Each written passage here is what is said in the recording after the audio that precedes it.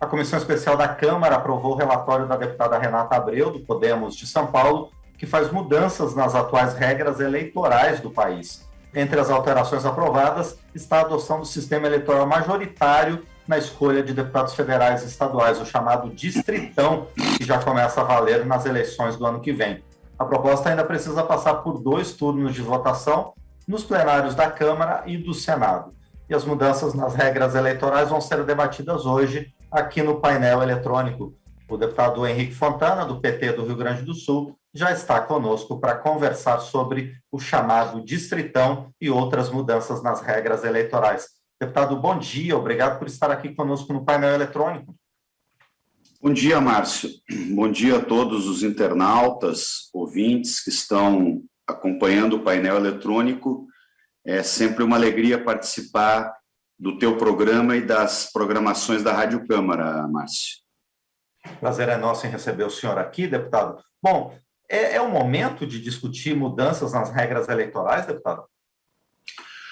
Olha, Márcio, não é o melhor momento, né? Não que não se possa debater, mas sempre mexer em regras eleitorais na antevéspera de eleições não é a melhor cultura para um país. Eu, inclusive, comentei isso quando iniciamos, né, o processo de debate desta vez, dizendo, olha, se queremos, de fato, fazer alguma mudança estruturante e positiva, é evidente que existem, podem e devem ser procuradas e feitas, uma regra básica, do meu ponto de vista, e uma regra que ajuda muito, é dizer que estas mudanças serão para eleições, por exemplo, dentro de 5 anos.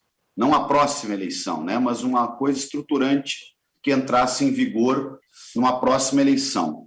Agora, o pior mesmo é que o relatório, né, e a comissão, por maioria, contra o meu voto, tomou o rumo de propor mudanças que pioram o sistema político brasileiro, né, porque abrir mão do sistema proporcional, para começar por esse aspecto, né, que valoriza, contabiliza e aproveita os votos de praticamente todos os brasileiros, porque mais de 95% dos votos influenciam hoje a formação do parlamento, portanto, minorias, setores que representam esse espectro plural de uma sociedade, todos estão representados quando se tem um sistema proporcional como o nosso, né?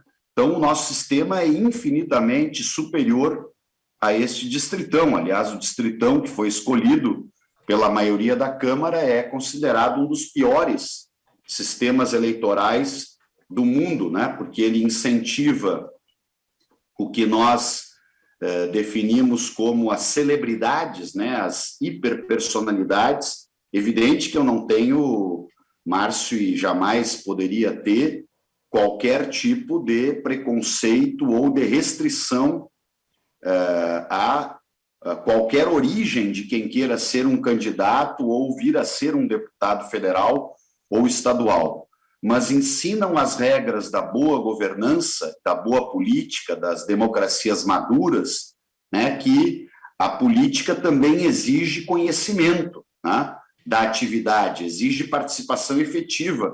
Participar da política não é assim 10 dias antes da inscrição das chapas.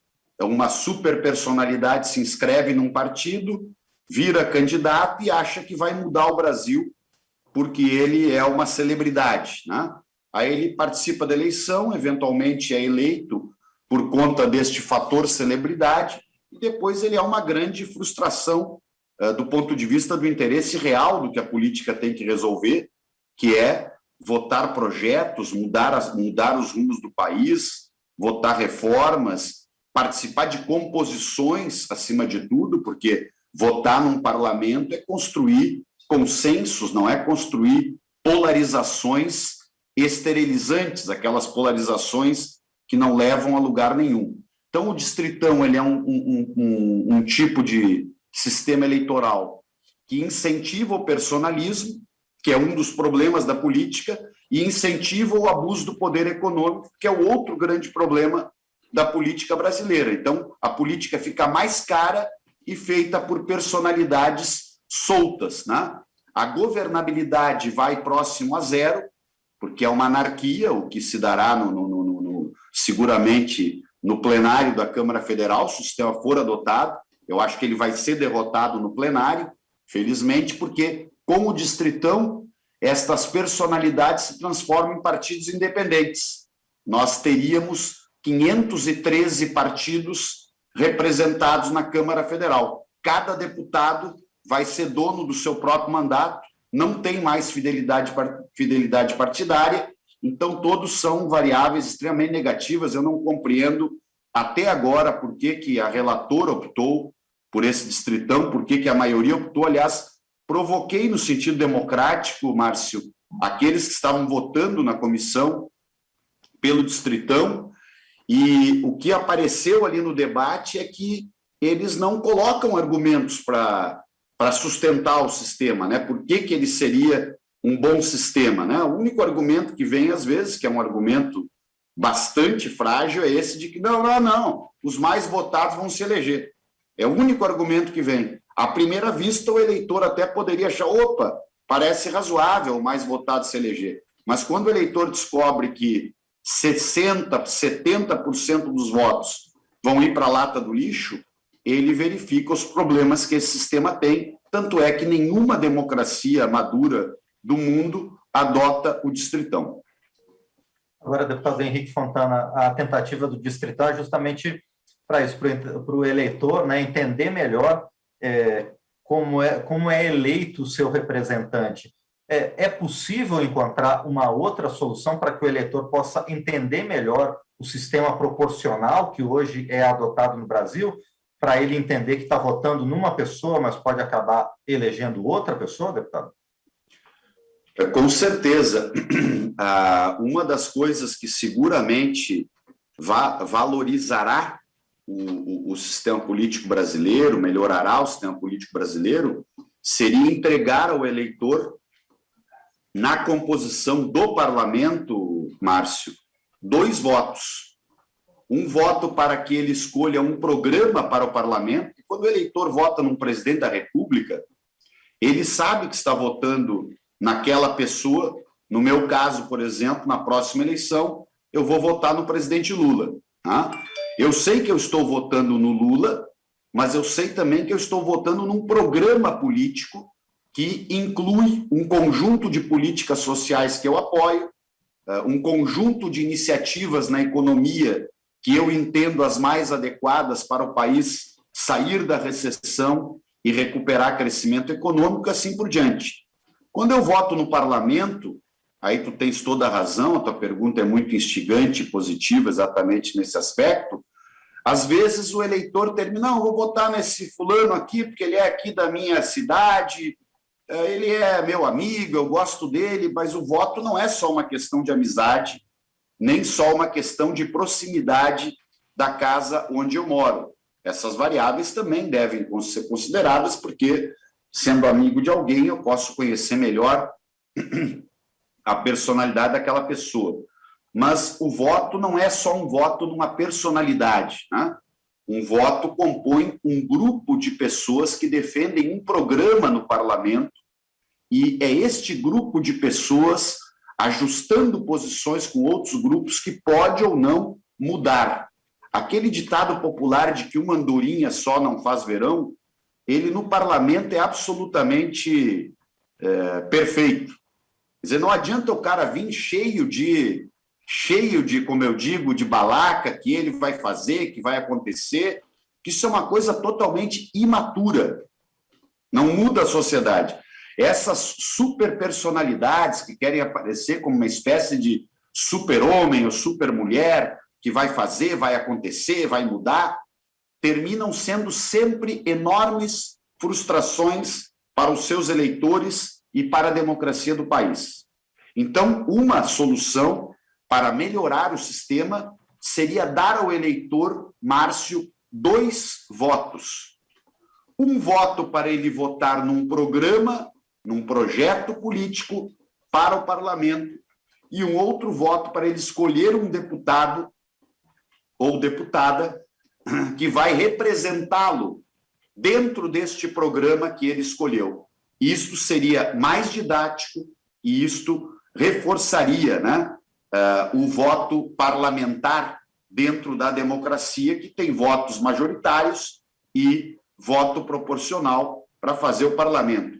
Eu entendo que a proporcionalidade é um pilar do sistema para eleger deputados e vereadores, porque ali não pode estar só a maioria absoluta que é conquistada numa eleição presidencial ou para governador ou para prefeito num segundo turno, por exemplo. Se um candidato tem 50% mais um dos votos, mesmo que os outros 49%, 49,9% da sociedade tenham sido derrotados, aquilo é legítimo, democrático, e este presidente, governador, prefeito devem governar com toda estabilidade. No parlamento, nós aprendemos ao longo da história que não, que o ideal não é fazer um parlamento só com a metade do pensamento dos brasileiros. É melhor fazer um parlamento com a totalidade do pensamento dos brasileiros, tendo maiorias para cá e para lá, conforme o assunto em debate. Perfeito, deputado Henrique Fontana. Agora, outra mudança que a relatora estabeleceu no seu parecer é o retorno das coligações partidárias, que haviam sido, não foram utilizadas nas últimas eleições, mas pelo relatório da deputada Renata Abreu, vão voltar agora. A volta das coligações é um avanço, na sua opinião, ou um retrocesso? É um retrocesso. Na minha opinião, é um retrocesso. Evidente que eu aceito a ideia e estava em curso, né, uma negociação saudável, como deve ocorrer, de diálogo num parlamento, mas o grupo que compôs a maioria em favor deste enorme atraso que é o Distritão, ele subiu, como eu digo, brincando, 2 ou 3 degraus na escada da arrogância e quis impor o relatório que ele queria, tá? Porque a negociação que vinha em curso, o diálogo que vinha em curso, Márcio, era para pessoas como eu, por exemplo, aceitarem a ideia de um mal menor. Como havia uma tensão muito grande por parte de alguns, né, de alguns parlamentares e partidos que acham que não vão conseguir compor suas chapas para concorrer e, por isso, precisavam de uma mudança no sistema eleitoral para sobreviverem num momento, numa eleição de transição e etc., me pareceu razoável, né, que o mal menor, que seria a volta das coligações, onde partidos podem fazer ou não fazer, aí a liberdade está preservada para cada um dos grupos políticos atuarem de acordo com a sua visão, né? Então, mesmo considerando um retrocesso, eu entendia que a volta das coligações seria um mal menor do que alterar completamente e abandonar o nosso sistema eleitoral, que é muito melhor do que o distritão. Mas eu considero também um retrocesso, porque eu acho que os partidos políticos têm que ter a sua chapa, têm que apresentar os seus candidatos, o seu programa, e um partido que não consegue fazer uma chapa é um partido que está inviável, ele não tem relações efetivas com a sociedade para poder se apresentar num processo eleitoral, porque eu não gosto de olhar para um processo de reforma política com o critério da sobrevivência eleitoral, da reeleição dos atuais mandatos, que esta é outra característica do distritão. Muito do ambiente em torno do distritão é em torno da ideia de que ele diminui a possibilidade de renovação, porque os favoritos são ou hiperpersonalidades que entrarão de uma hora para outra no sistema político, né? As chamadas celebridades, ou os atuais deputados que já são muito conhecidos e, portanto, têm um patamar de votação muito superior, em geral, a uma pessoa que vem galgando, né, os degraus passo a passo para, eventualmente, um dia ser deputado federal, como foi a minha história lá no passado. Eu primeiro fui vereador de Porto Alegre, depois fui secretário de saúde e, num dado momento, cheguei ao acúmulo e ao reconhecimento no estado do Rio Grande do Sul para receber a honra de ser deputado federal. E, deputado Henrique Fontana, outra novidade também do relatório é o chamado voto preferencial, que vai permitir ao eleitor votar em até 5 candidatos para as eleições majoritárias, né? Presidente, governador e prefeito. Essa inovação, ela também facilita ou confunde o eleitor nas eleições majoritárias? Não, esse retrocesso é um dos piores. Não sei o que é pior, né? Porque, infelizmente, eu quero, lógico, destacar, eu tenho uma relação de enorme respeito, e ela é uma deputada muito qualificada, a nossa relatora, a deputada Renata Abreu, mas neste relatório, ela, não sei o que aconteceu ali na reta final, ela foi por um caminho onde, como eu digo, uma coisa é pior que a outra.